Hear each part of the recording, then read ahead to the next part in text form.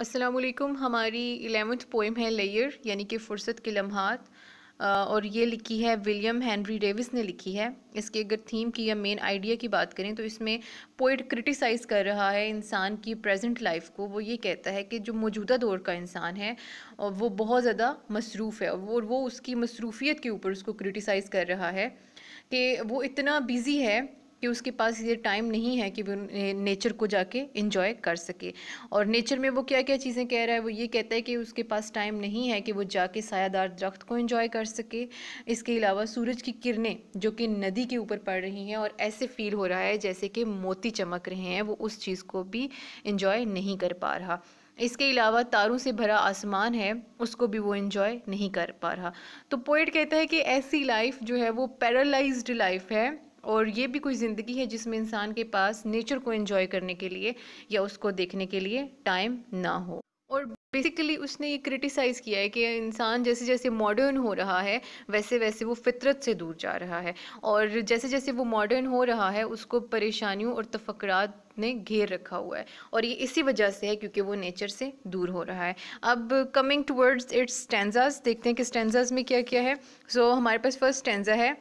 First stanza की first line ही यही है, what is this life if full of cares. ये ज़िंदगी क्या है, ये इस ज़िंदगी का फ़ायदा क्या है अगर ये सिर्फ परेशानियों से भरी है। फुल ऑफ केयर्स, परेशानियों से भरी है। We have no time to stand and stare, हमारे पास रुकने के लिए और चीज़ों को देखने के लिए वक्त नहीं है। वी हैव नो टाइम, हमारे पास वक्त नहीं है, टू स्टैंड, खड़े होने के लिए, एंड स्टेयर, और देखने के लिए, यानी कि अब देखना किसको है, फितरत को देखना है, उसकी खूबसूरती को देखना है। अगला स्टैंजा है, no time to stand beneath the boughs, वक्त नहीं है हमारे पास टू स्टैंड, खड़े होने का, बीनीथ नीचे, द बोस डालियों के नीचे, यानी कि दरख्तों की डालियों के नीचे भी खड़े होने का वक्त नहीं है। And stare as long as sheep or cows, हत्ता कि इतनी देर देखने का वक्त भी नहीं है जितनी देर भेड़ें या गाय सब्ज़े को देखती हैं, इतना भी टाइम नहीं है। नेक्स्ट हमारा स्टेंजा है,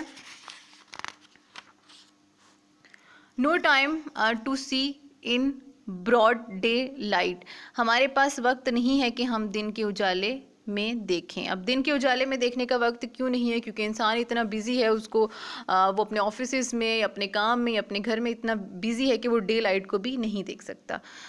स्ट्रीम्स, नदी नाले, फुल ऑफ स्टार्स, जो कि तारों से भरे हैं, लाइक स्काइज एट नाइट, जैसे कि आसमान रात के वक्त होता है, और आसमान रात के वक्त तारों से भरा हुआ होता है, स्टार्स से भरा हुआ होता है, और वो चमक रहा होता है।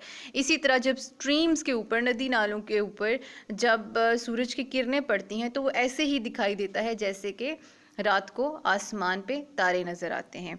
अगला स्टेंजा है हमारे पास, नो टाइम टू टर्न, वक्त नहीं है, to turn at beauty's glance, किसी हसीना की झलक देखने का भी वक्त नहीं है हमारे पास।